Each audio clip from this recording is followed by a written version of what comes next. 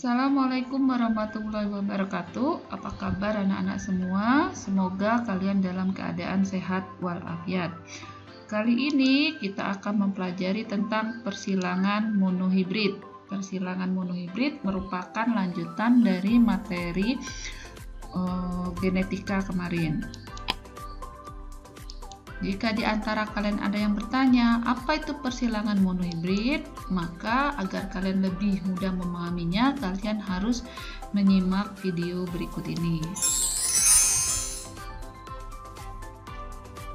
Sebelum mengenal tentang persilangan monohibrid, sebaiknya kalian mengetahui dulu siapakah penemu dari hukum pewarisan tersebut. Beliau adalah Bapak Gregor Johann Mendel 1822 sampai 1884. Beliau berasal dari Austria, ya, beliau adalah seorang biarawan. Mengapa beliau pertama kali bisa menemukan tentang hukum pewarisan sifat? Beliau tertarik dengan kacang ercis atau dalam bahasa Latinnya Pisum sativum. Dalam bahasa Indonesianya adalah kacang polong. Beliau melihat varietas dari kacang ercis itu kok mulai menyilangkan satu varietas dengan varietas yang lain.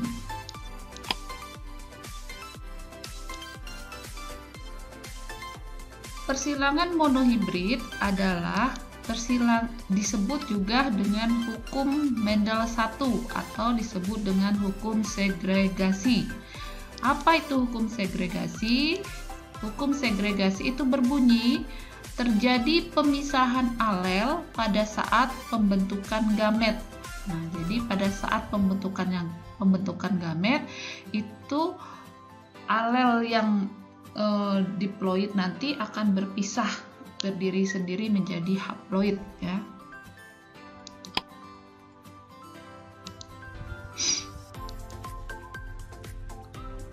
Persilangan monohibrid itu artinya bersilangan dengan satu sifat beda. Mono itu artinya satu, ya. Jadi dia ada satu sifat beda yang akan disilangkan. Misalnya apa?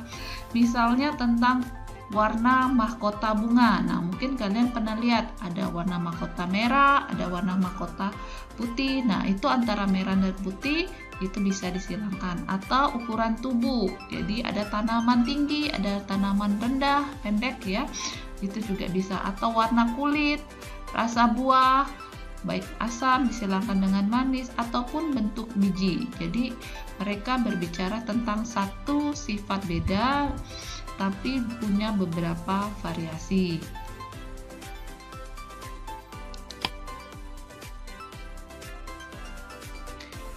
Pada materi sebelumnya, Ibu sudah memberitahu bahwa ada beberapa istilah yang akan digunakan di dalam persilangan, peristiwa persilangan.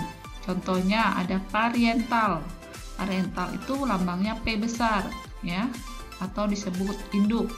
Yang kedua adalah filial. Filial itu adalah keturunan, nanti lambangnya adalah F besar. Kemudian gamet, bisa ditulis G besar, ya, lambangnya. Gamet adalah sel yang diproduksi oleh organisme untuk tujuan reproduksi seksual. Ada gamet jantan dan ada gamet betina. Nah, gamet jantan itu biasa disebut sperma dan gamet betina itu biasa disebut dengan ovum. Yang keempat adalah genotip. Genotip tidak tampak dan fenotip adalah sifat yang tampak. Ada sifat gen dominan, yaitu yang menutupi, dan ada sifat gen yang resesif, yaitu gen yang tertutupi.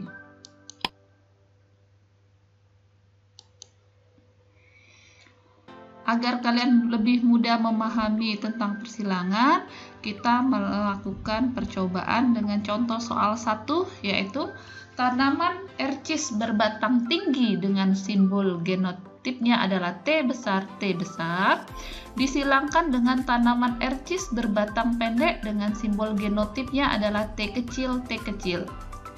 Gen T besar dominan terhadap gen T kecil, sehingga menghasilkan F1 tanaman ercis berbatang tinggi T besar T kecil. Jika sesama F1 disilangkan, carilah perbandingan genotip dan fenotip F2-nya. Jadi di sini yang harus kalian pahami adalah gen T besar dominan terhadap gen T kecil. Ya. Kemudian di sini dia minta perintahnya adalah F1 disilangkan dengan sesamanya, ya. F1 disilangkan dengan sesamanya. Kemudian kalian harus mencari genotip dan fenotip F2-nya. Kalian mungkin mulai pusing ya, karena kalian belum paham. Nah, berikut Ibu jelaskan cara menjawabnya.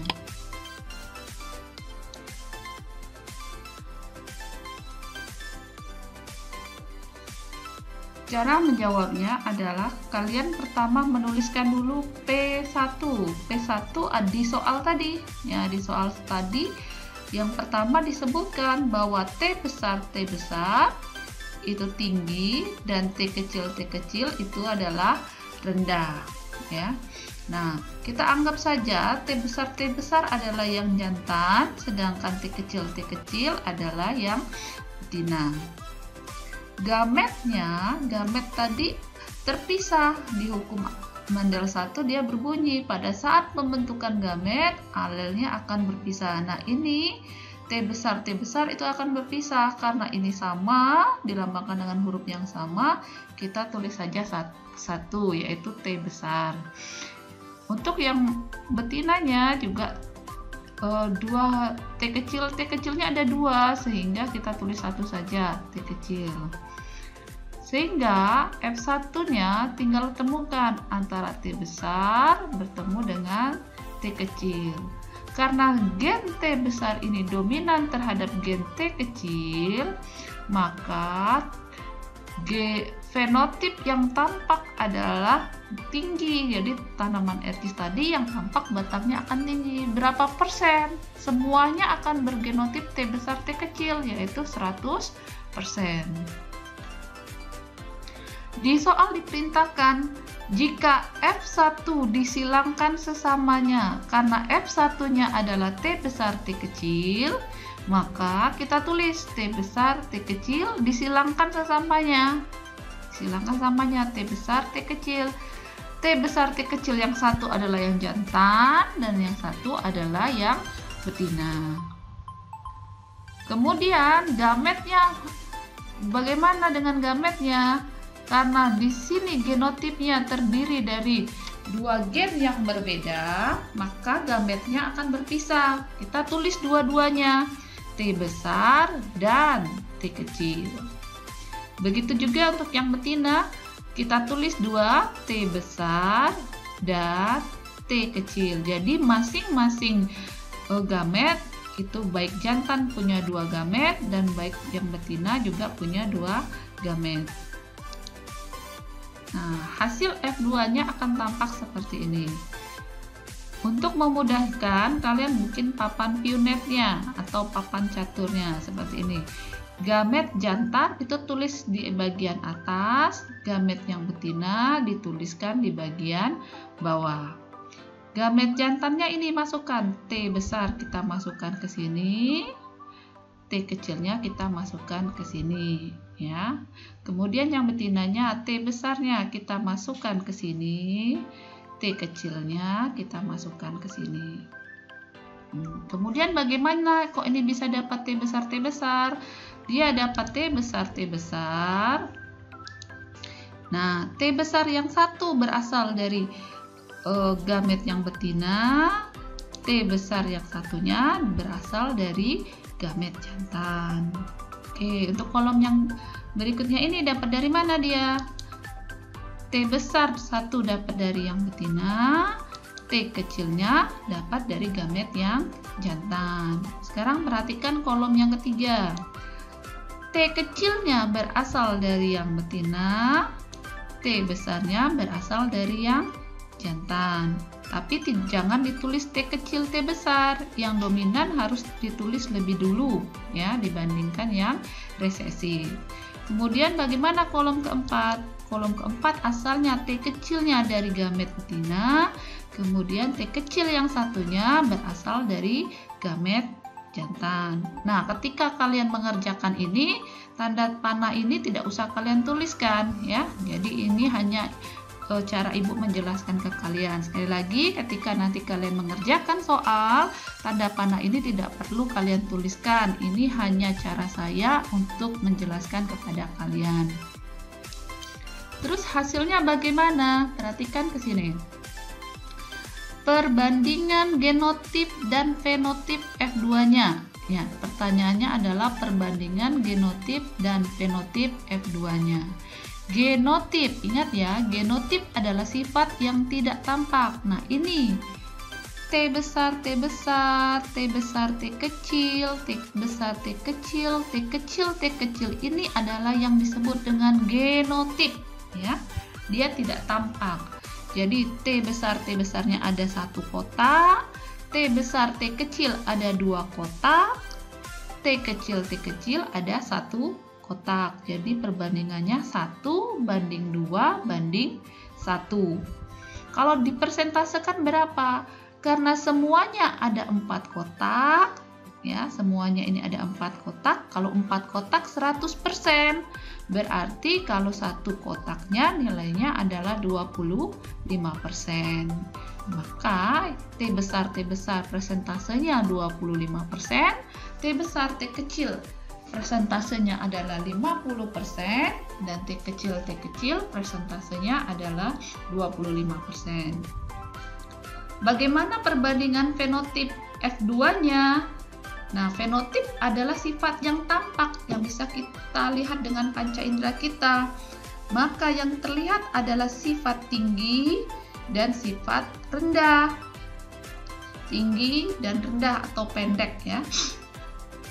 Nah, tingginya ada berapa? Tingginya ternyata ada 3. Kotak 1, kotak 2, dan kotak 3. Pendek atau rendahnya ada 1. Karena satu kotak nilainya adalah 25, berarti kalau 3 kotak nilainya 75. Jadi perbandingan 3 banding 1 untuk fenotipnya dengan prosentase tingginya 75% dan pendeknya 25%.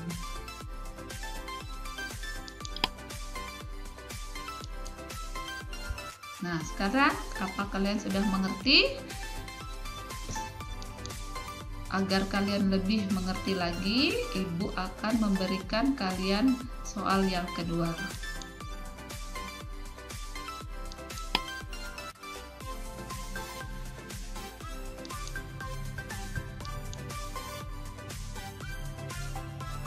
Soal kedua berbunyi, tanaman ercis berbiji bulat B besar B kecil disilangkan dengan tanaman ercis berbiji kisut B kecil B kecil.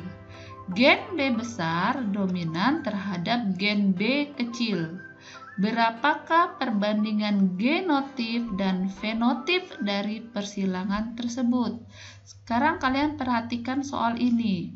Soal ini tidak diminta sampai F2.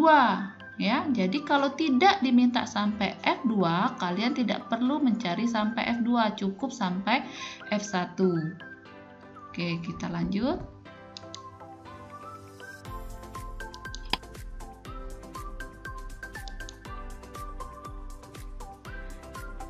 Kita pertama menulis P1. P1-nya ada di soal. B besar, B kecil, fenotipnya adalah bulat, kita anggap saja dia yang jantan. Kemudian B kecil berbiji kisut, kita anggap saja itu adalah yang betina. Gametnya, karena ini berbeda, ini genotipnya berbeda, maka gametnya ada 2, B besar dan B kecil, ditulis dua-duanya. Karena ini genotipnya ini sama, kita tulis satu saja, yaitu B kecil.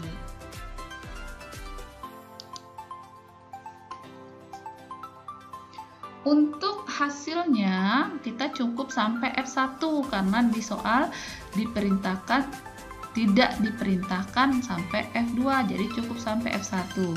Gamet yang jantan kita tulis di sini B besar, kemudian B kecil. Gamet yang betina karena hanya ada satu saja, maka kita tarik sini. Nah, sama seperti tadi, kotak yang pertama ini isinya B besar dan B kecil. B besarnya yang satu berasal dari gamet jantan, B kecilnya berasal dari gamet betina. Kemudian kotak nomor 2 itu isinya B kecil dan B kecil. B kecil yang pertama asalnya dari gamet jantan, ya. Kemudian B kecil yang kedua berasal dari gamet betina. Bagaimana dengan perbandingan genotip dan fenotipnya? Maka dilihat, genotipnya hanya ada B besar, B kecil, dan B kecil genotipnya. B besar, B kecilnya ada 1, dan B kecilnya ada 1. Jadi berbandingnya 1:1. Karena ini cuma ada 2 kotak, ya, 2 kotak itu 100%, berarti satu kotaknya nilainya adalah 50%, ya. Jadi 1:1 itu adalah 50%. Kalau tadi di soal yang pertama dia 4 kotak,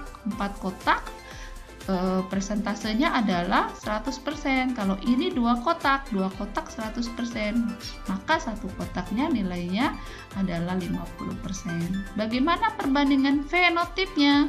Fenotipnya ternyata juga cuma ada 2, yaitu bulat dan kisut. 1 untuk bulat dan 1 untuk kisut. Jadi perbandingan persentasenya 50% berbanding 50%. Jadi perbandingannya sama seperti genotip.